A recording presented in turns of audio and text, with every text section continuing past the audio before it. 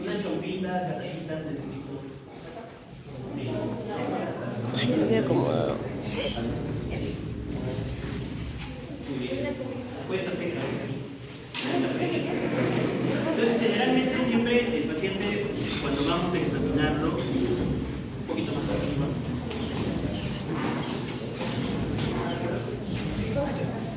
Entonces, la posición del paciente tiene que ser el paciente con los brazos a los costados, las piernas en la camilla, no tienen que estar colgadas, no tienen que estar las piernas una encima del otro, los brazos tienen que estar relajados y por lo general le ponemos una almohada debajo de la cabeza y otra almohada debajo de las rodillas. Y eso es lo que vamos a hacer.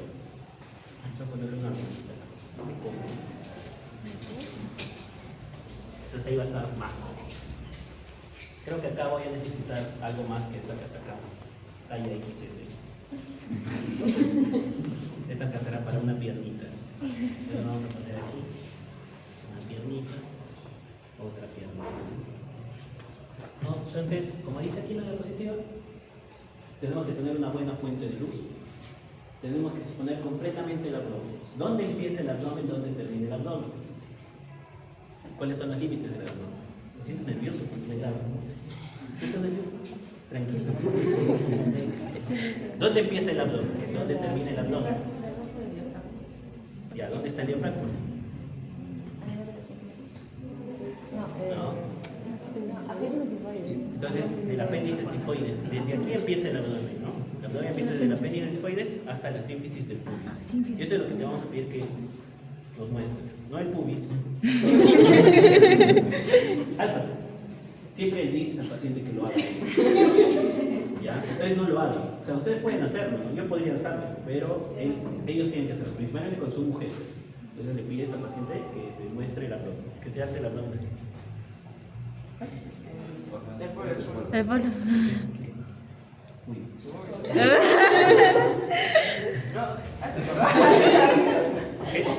No, uy. Son las cámaras. Entonces no grabamos. Ajá, no grabamos, sí, no grabamos. ¿Verdad? ¿Cómo dividimos el abdomen en cuadrantes? Ya, pero ¿cuáles son las líneas? Umbilical, la línea alba. Entonces, tenemos una primera línea y la otra línea también es el ombligo. Entonces ahí tenemos los 4 cuadrantes. ¿Dónde está el hígado? En el cuadrante superior derecho, ¿no? Cuadrante superior izquierdo, cuadrante inferior izquierdo, cuadrante inferior derecho. ¿Está bueno? Pero también podemos dividir el abdomen en segmentos, ¿correcto? ¿Cuáles son los segmentos del abdomen?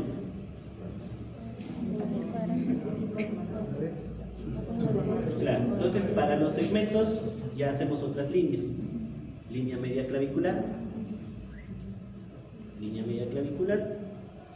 reborde costal, cresta y línea.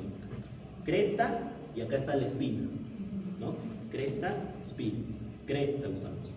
¿Bien? Entonces tenemos 2 líneas aquí, 2 líneas aquí, que nos da 9 segmentos. ¿Dónde está el hígado? En el hipocondrio derecho. Hipocondrio derecho, hipocondrio izquierdo. Epigastrio, mesogastrio, hipogastrio. ¿Qué es esto? Flanco. Flanco izquierdo, flanco derecho, fosa ilíaca derecha, fosa ilíaca izquierda. Perfecto. Bien. Entonces, ¿qué estructuras tenemos en el cuadrante superior derecho? Hígado, vesícula, el riñón derecho, el polo superior, la glándula suprarrenal, ángulo del colon y el diafragma. Hoy día en la mañana, en nuestro grupo de práctica, está mi grupo de práctica. No han venido, dijeron que no iban a venir porque pensaban que los iba a calatear. Los hombres no han venido. Y también escondidos. ¿No? Entonces, en la mañana teníamos a un paciente que él dijo, él venía por un absceso hepático. Y él empezó con dolor en el hombro. ¿Por qué? ¿El hombro derecho? Es un dolor referido, ¿por qué? Él tenía un absceso en el hígado, pero él venía por dolor en el hombro. Exactamente, ¿no? Entonces el diafragma está inervado por el nervio frénico. y el nervio frénico comparte con todas las estructuras del C4. Entonces le daba dolor en esta zona, en la parte posterior. Entonces, también tú puedes sospechar de una patología de la vesícula biliar o del hígado cuando un paciente te dice que tiene el dolor en el hombro derecho. ¿Bien? Muy bien, entonces ya tenemos esto. Tenemos que tener una exposición completa del abdomen, hemos dicho, desde la apófisis sifoide hasta la sínfisis del pubis, las manos calientes, porque si yo estoy con las manos frías, ¿el paciente qué va a hacer? Va a hacer una contracción involuntaria. Las uñas cortas siempre. El paciente tiene que estar cómodo, relajado. Tiene que tener la vejiga vacía, ¿ya? Porque la vejiga, cuando está llena, puede llegar incluso hasta el nivel umbilical y tú lo puedes palpar como una masa y le puede producir irritación y contracción involuntaria de los músculos abdominales. El paciente en decúbito supino, los brazos a los costados, tal como está ahí. Se puede poner una toalla en el tórax del paciente para calentarlo. Y hay que tener privacidad en esta zona. Y pedir al paciente que nos indique si es que hay una zona dolorosa. ¿Tienes dolor en el abdomen? Si es que lo hubiese, me dice, tengo dolor en el acá. Siempre me pides que lo señalen. Lo señalan y dicen, me duele acá. Entonces tú vas a palpar todo esto y terminas ahí. No empiezas aquí. Porque si tú le prometes hacer el dolor, ya no va a querer que le examines el resto. Siguiente. Bueno, eso es lo que hemos dicho. Siguiente. Inspección. Vamos a observar la coloración de la piel. ¿Qué color es esta piel? No es la luz apropiada. Pero, ¿qué vemos en la piel básicamente? ¿Qué trastornos podría haber en la piel del paciente? En la coloración. Ictericia. Palidez. Y cianosis. Básicamente eso.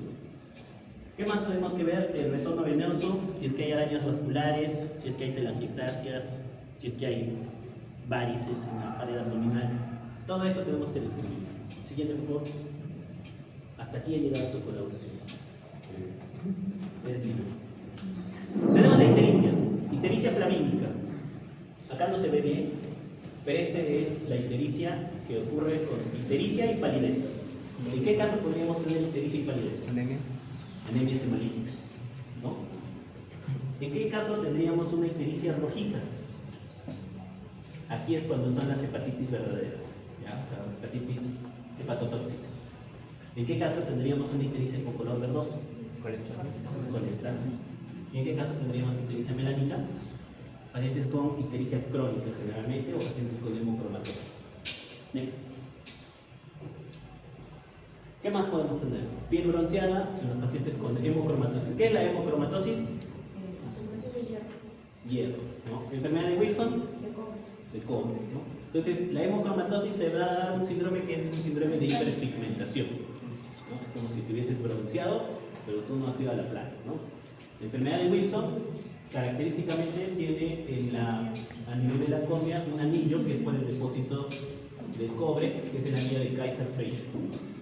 Y también hay una enfermedad hepática que se asocia con enfermedad con fibrosis hepática, que es la enfermedad de Osler-Weber-Remnant, que causa telangiectasias en la lengua. Entonces, siempre cuando estemos examinando a un paciente con patología hepática hay que tener en cuenta la piel, los ojos, la lengua, las uñas.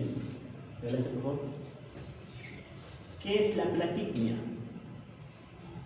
Ustedes saben qué es la ortopnia. ¿Qué es la platicnia?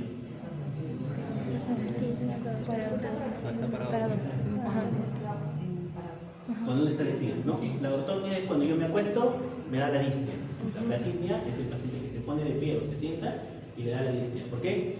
Porque generalmente ocurre esto, ¿no? Una citis a tensión, un paciente con una citis severa. ¿Qué más vemos en este señor? Tiene ginecomastia, ¿no? ¿Qué más vemos en este señor? No tiene vello, miren. No tengo vello, pero atrofia testicular eso sí no tengo. Sí es sarcopenia, miren sus bracitos son delgaditos, miren cómo está la grasa. ¿Por qué ocurre eso? ¿Por qué ocurre eso? No. ¿Qué pasa en las patologías del hígado? ¿Tiene algo que ver con los estrógenos? Sí. El hígado también metaboliza los estrógenos, los convierte en estronas. Entonces, si yo tengo una fibrosis hepática avanzada, ya no hay esa conversión de los estrógenos a estronas para que su eliminación. Entonces, ¿qué hace? Se acumulan estrógenos. Y ocurre esta feminización en el paciente. Pérdida del vello, ginecomastia, atrofia testicular, sarcopenia, porque la testosterona participa en esto. Next. ¿Qué más pueden tener los pacientes? Hígados pequeños. No todas las patologías hepáticas crónicas te dan hígado pequeño, la mayoría sí, pero por ejemplo las hepatitis virales, hepatitis B, por ejemplo, te da hígado grande. La esteatosis hepática también te da hígado grande, disfunción. Circulación colateral, miren esta circulación inmensa, ¿no? Es un paciente con hipertensión portal brutal, ascitis, hernias, miren esta hernia umbilical. Atención. Y esplenomegalia. Siempre recuerden que el vaso crece así. ¿No? Entonces, siempre que yo hago la exploración de esplenomegalia, empiezo desde la fosa ilíaca derecha hacia el vaso, no así. Siguiente. También pueden haber alteraciones como depósito de santelasmas o santomas en la piel. Generalmente esto ocurre en los párpados, en la piel del cuello, a veces incluso en los dedos. ¿Qué más puede aparecer? Uñas de Terry. En las uñas de Terry hay una leuconiquia en los 2/3 proximales de la uña. Y en las uñas mitad y mitad no ocurren los 2/3, sino en la mitad. La mitad blanca y la otra mitad uña normal. Ginecomastia. Pueden aparecer también acropaquias. Las acropaquias no solo aparecen en los pacientes con problemas pulmonares crónicos, sino también en las hepatopatías crónicas. Eritema palmar. Ya. Eritema palmar, hipocrotismo digital, la acropaquia, las uñas de Terry que hemos dicho, las contracturas de Dupuytren. Generalmente esto ya aparece en pacientes que tienen ya cirrosis muy avanzada. Edemas, lógicamente, ¿no? Porque ¿cómo participa el hígado en la formación de edemas? ¿Qué hace? Proteínas por la albúmina. Disminuye la albúmina, ¿no? Entonces disminuye la presión oncótica, pero también puede ocasionar por aumento de la hipertensión portal. O sea, puede aumentarte la presión hidrostática capilar, hipertensión portal, ascitis a tensión, y eso también disminuye el retorno venoso de las piernas. Y también la disminución de la presión oncótica, ¿no? Muy bien, auscultación, otro voluntario necesitamos. Ya vieron que el examen es fresco, o sea, es así, vamos a ir pasando capa por capa. No es nada difícil, solo es un poquito de abdomen. Vamos, muchachos, otro voluntario. Ya dejen de grabar. Por encima del robot, y rasca. Y voy ascendiendo y tú me vas a decir cuándo notas el cambio de sonido. Entonces ahí empieza el hígado. Tú, entonces igualito. Vamos a ver si coincide. A ver, hazlo tú solo.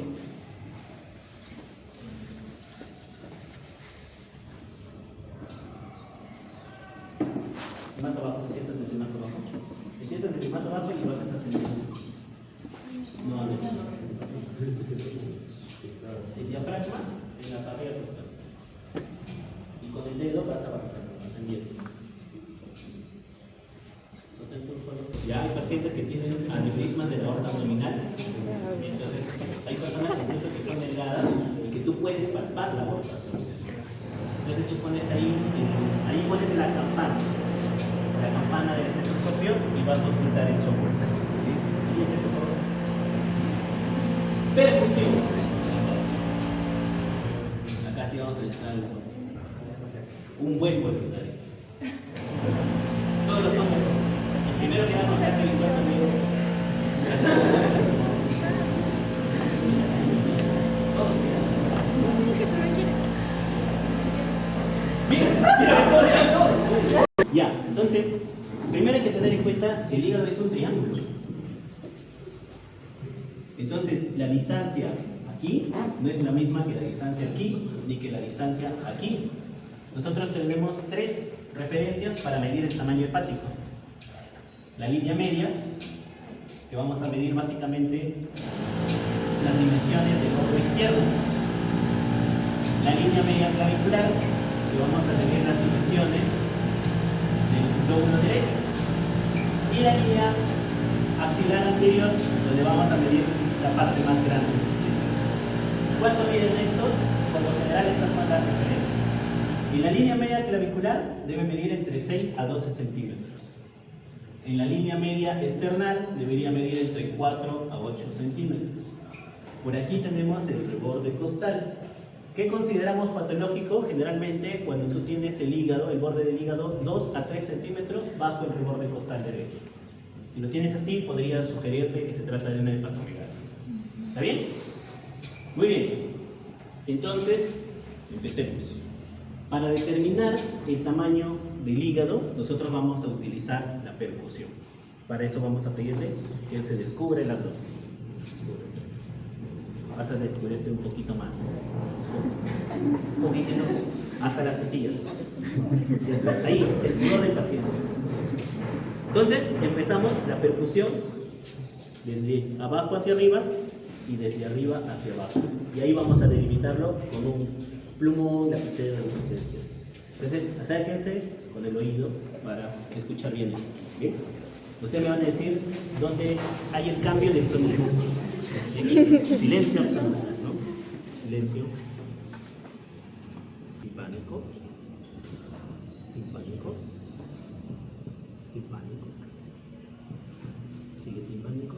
Ya estoy aquí en la apófisis. Timpánico.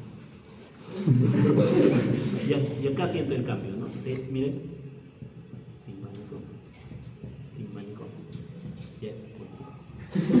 Y ahí, recién ahí se siente la matidez. No sé, tal vez tiene una variante que es anormal. ¿Lapicero? Ahí ya. Hasta el 50% de las personas, el hígado puede palparse en inspiración profunda hasta 3 centímetros bajo el reborde costal. La matidez hepática puede desaparecer por interposición de aire en la perforación de una víscera hueca, que es el signo de Jover. ¿Ya? Por ejemplo, cuando yo pido una radiografía en bipenestación, si observo aire por encima del hígado, ese es el signo de Jover, que generalmente es por perforación del estómago o de un intestino. Pero también hay un signo que es una variante de lo normal, que es el signo de Chilaidí, que es cuando el colon transverso se pone delante del hígado. Es una variante de lo normal. Entonces, en ese caso, yo podría percutir aquí timpano. Siguiente. Entonces, es la altura del hígado en pacientes pediátricos, ¿no? Next. Bien, palpación. Cuando nosotros hacemos la palpación, hay que tener en cuenta que tenemos una palpación superficial y una palpación profunda, ¿no? La palpación superficial, por lo general, lo hacemos con los pulpejos de los dedos. Y hacemos la palpación para ver la resistencia muscular, ¿no? Buscas zonas dolorosas, vas viendo la expresión del paciente, si es que hay dolor, si es que hay rigidez, si es que hay contractura, si es que hay masitas también, ¿no? Pero es una palpación ahí superficial nada más, no es nada profundo. Siguiente. Y luego empezamos con la palpación profunda, ¿no? Y aquí ya hacemos una palpación, le decimos siempre que nos diga dónde le duele, si es que a él le duele allí, empezamos por otra zona, ¿no? Y acá sí hacemos una palpación ya un poco más profunda, ¿no?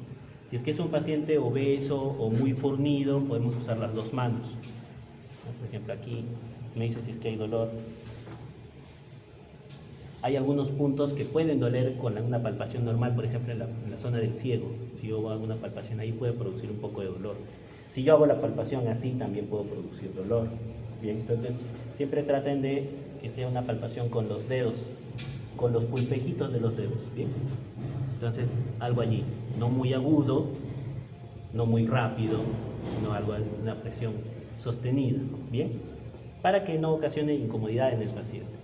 Entonces hacemos una palpación, no hay nada. Ahora vamos a palpar al hígado. Bien.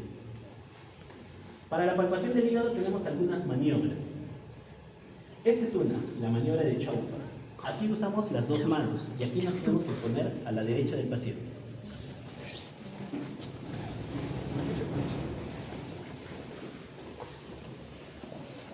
Bien, entonces para la palpación de Chopra nosotros vamos a utilizar las dos manos. Una mano va a ir debajo del reborde costal, más o menos entre la 11ª y la 12ª costilla. ¿Qué es lo que va a hacer? Querer alzar, exponer al hígado. Y con la otra mano con los dedos mirando hacia la cabeza del paciente, vamos a querer palpar el borde del hígado cuando el paciente inspire. Entonces, lo vamos a hacer así. Descubrimos un poquito, le alzamos allí y le pedimos que inspire. Ahí se toca, en él se toca. Ustedes no lo van a tocar, porque nadie de ustedes ha querido. Yo lo voy a decir. Entonces, se hace así. Acá está el reborde costal. Pones los dedos un poquito debajo. En él incluso, miren, se palpa el hígado sin tener que pedirle que inspire. Acá está el hígado, ¿ven? Acá está su hígado. ¿Te duele? Un borde bien definido, es un hígado consistente. Parece normal. Y ahora le voy a pedir, voy a palparlo haciendo esta palpación. Toma aire y ahí se palpa el hígado. Bien. Entonces esa es la maniobra de Schauffer. Siguiente. Luego tenemos la maniobra de cuchara. Esa es la que más usamos en realidad. Entonces, le pedí igualito, nos ponemos ahora del lado derecho del paciente, pero ahora mirando hacia sus pies.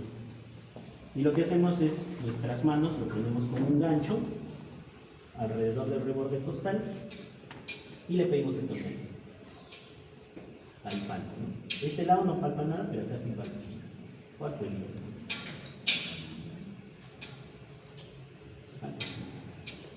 Y el otro es la técnica de rascado que les digo, que es la de la auscultación. Juntamos, ponemos ahí. Otra forma de ver también si es que el paciente tiene dolor en el hígado es haciendo una puño-percusión indirecta. Así como hacemos la puño-percusión lumbar, hacemos un pequeño golpe. Si es que hay una distensión en la cápsula de Gleason, eso va a producir dolor, ¿no? Porque el hígado usualmente no duele, salvo su cápsula esté distendida. ¿Okay? Entonces, maniobra de Schauffer con las dos manos y la maniobra de Mathieu, que es la del gancho. Next. Si es que está grande, si es que este agrandamiento es localizado o es homogéneo. Si es que es en el lóbulo izquierdo, por ejemplo, podría sugerir cirrosis del hígado. Si es que la superficie es lisa, debe ser lisa, no debe tener nódulos. Si tú palpas nódulos, podrías sospechar en metástasis o una cirrosis macronodular. El borde debe ser agudo. ¿Bien? Si tú tienes un borde romo, podría sugerirte una congestión sanguínea, biliar, infiltración amiloidea o incluso esteatosis hepática. ¿Alguna vez ustedes han tocado a un animal gordo? Por ejemplo, un pug, un perrito obeso. Cuando ustedes tocan a estos animales, ustedes van a sentir que su cuerpo es esponjoso. Igualito puedes palpar al hígado cuando hay un hígado graso. Y cuando es cortante, porque por ejemplo el borde de él era un borde liso, no llegué a palpar el borde total, pero se notaba que era liso. En la cirrosis del hígado se vuelve filoso el borde, o sea, se vuelve delgado y tú palpas ahí, bien firme eso. Si es que hay dolor, como les dije, si es que hay una distensión de la cápsula de Gleason, va a haber dolor. Eso ocurre si es que hay una distensión aguda, insuficiencia cardíaca o hepatitis aguda. Si es que el dolor es localizado, podría sugerirte un absceso o un tumor que está invadiendo la cápsula. La consistencia, si es que es pétrea, sugiere un cáncer. Si es que la consistencia está disminuida, o sea, esponjosa, hígado graso. Siguiente. Es de lo mismo que hemos dicho, lo mismo, es un algoritmo nada más. Siguiente, por favor.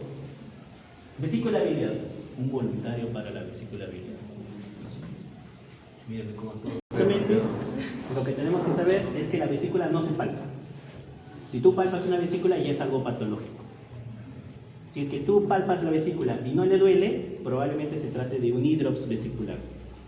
Si es que tú palpas la vesícula y le duele, probablemente se trate de una colecistitis aguda. Si es que tú palpas una vesícula y además el paciente tiene alcoholia, palidez y la vesícula es notablemente palpable, podría sugerirte un cáncer de vías biliares o de cabeza de páncreas. ¿Bien? Entonces, no se palpa tu vesícula. No vaya a ser que sea.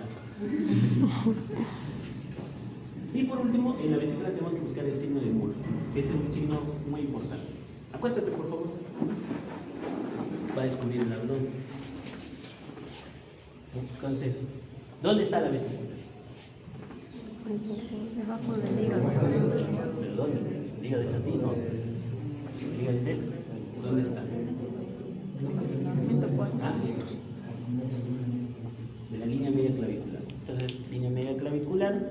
el borde costal. Usualmente aquí es el lugar donde está la vesícula.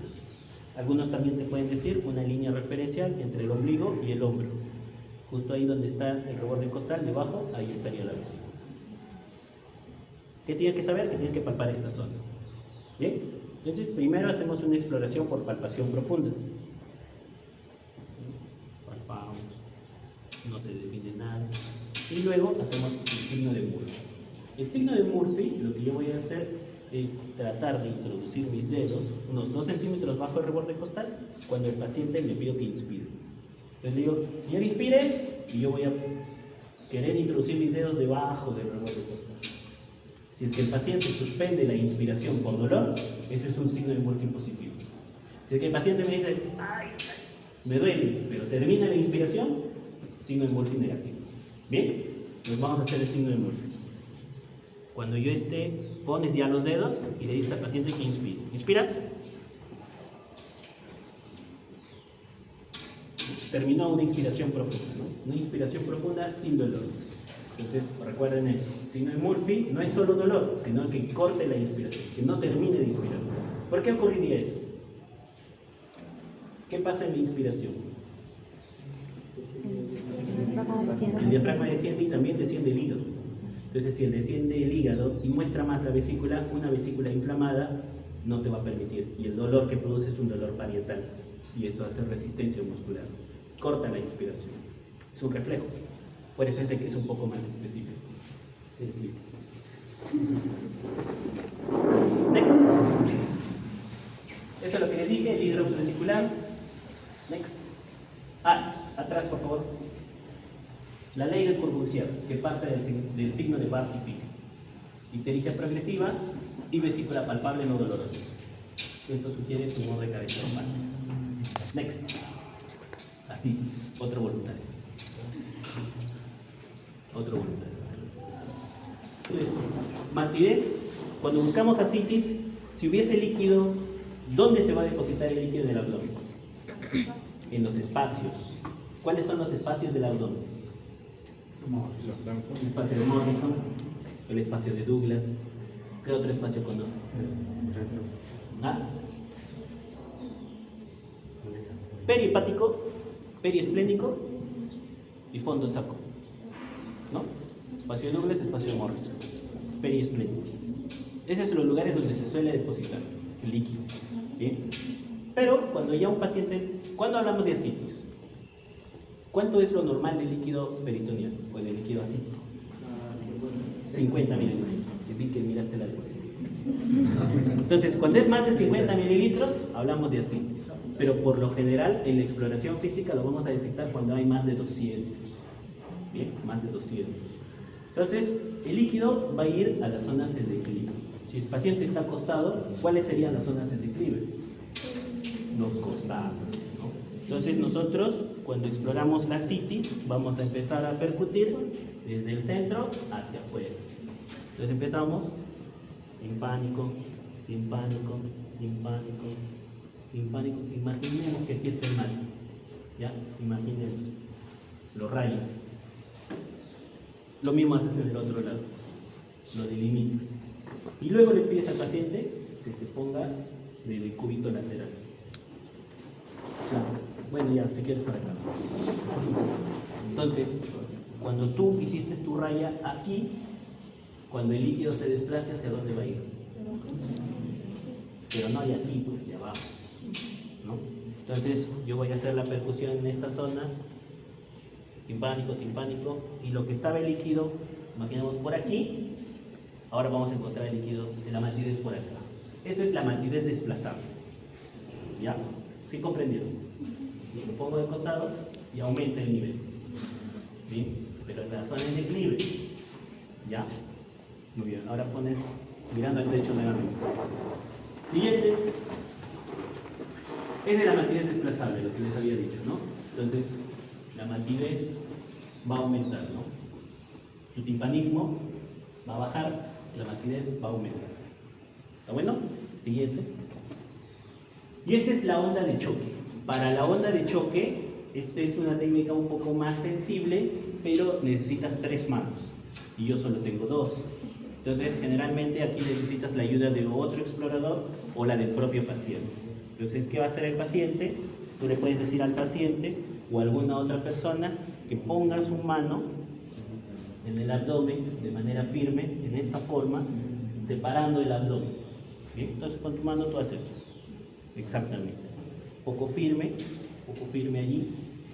Con una mano vas a ponerlo en la zona donde está supuestamente la citis, que es la zona del flanco, y con la otra mano vas a hacer un golpe enérgico para ver si es que hay un desplazamiento de agua. Entonces, ustedes han visto agua en una bolsa alguna vez, ¿verdad? Entonces, si tú haces una pequeña palmeadita, vas a sentir como el agua vibra. Eso mismo tenemos que sentir en el abdomen. Entonces, hacemos esto y hacemos un movimiento así. Un pequeño, como un martillazo, ¿no? En él no siento nada, pues, porque no tiene citis, ¿no?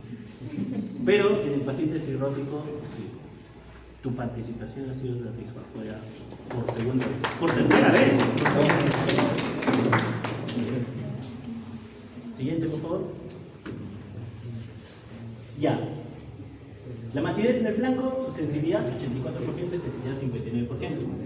La protrusión de los flancos, sensibilidad 81%, especificidad 59%. La onda de líquido, sensibilidad 62%, pero tiene una alta especificidad. Entonces, que tú detectes una onda de choque es altamente específico de que haya un paciente con cirrosis. Siguiente. Ya. Si es que yo tengo un paciente con dolor vesicular, puede que sea por un cálculo. Bien. Entonces, cuando yo tengo un cálculo en la vesícula biliar, puedo tener dos condiciones: un cólico biliar o una colecistitis. ¿Cómo los diferencio? Generalmente el cólico biliar, su duración es menor de 6 horas y el dolor es un poco cólico. Bien. Ambos se desencadenan por ingesta de comida, principalmente grasosa, pero en el cólico el tiempo es lo más importante. Si tú tienes un dolor en el hipocondrio derecho que dura más de 6 horas, ya sospechas en una colecistitis, y el manejo de una colecistitis es totalmente distinto, ¿no? Muy bien, next. Esa es la última ya. El Bloomberg, un voluntario. Mejor ya ni voluntario. Me han decepcionado los varones de este lado. Me han decepcionado. Para el Bloomberg, ¿qué es lo que hacemos? El paciente sentado. Esto es para buscar peritonitis. ¿Bien? Peritonitis. Entonces, imaginemos que acá hay un abdomen. Este es el abdomen. Ya son las 2. Se acabó la clase.